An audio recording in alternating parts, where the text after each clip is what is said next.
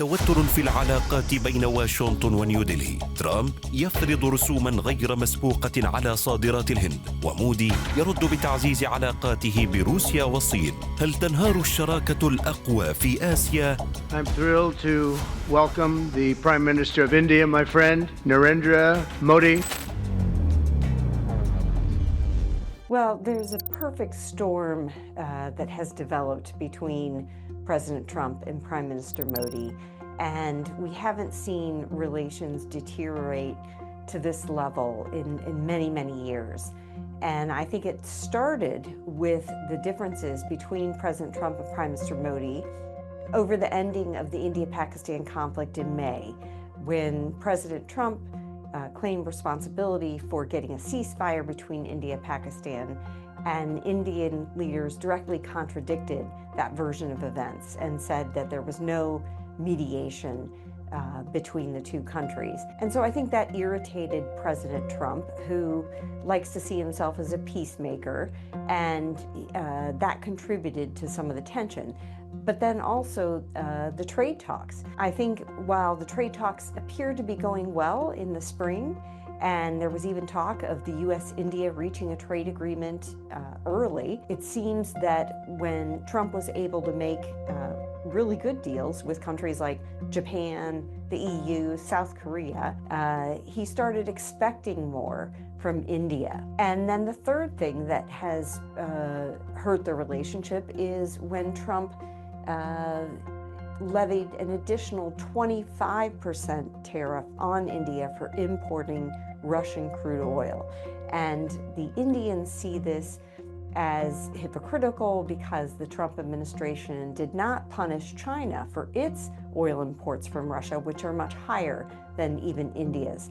So there has definitely been a deterioration in ties, and it hasn't been helped by some of the very negative rhetoric and insults that some of Trump's advisors, namely Peter Navarro, have made toward the Indian government. I think each of the trade agreements that Trump is negotiating has its own parameters. And, you know, different countries have different leverage. China has leverage over the United States, primarily because the U.S. relies on critical mineral imports from China. And so I think at this particular stage, President Trump did not want to put more penalties on China for its imports of Russian oil because they had already agreed to some form of a trade agreement. So India, I think, has less leverage over the United States. There isn't, as much economic dependence from the United States on India. And so Trump was willing to, risk the relationship by levying these additional tariffs on India. So unfortunately, I think these have backed Prime Minister Modi into a corner.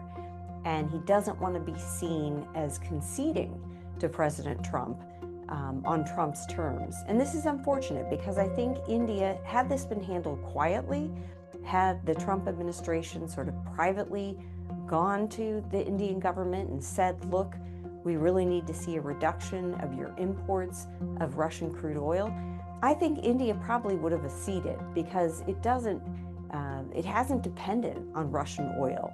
It only recently, since Russia's invasion of Ukraine, since 2022, has started to depend on Russian oil for the discounted prices. So I think the Trump administration mishandled the situation by going public and levying so much public criticism of Prime Minister Modi and the Indian government.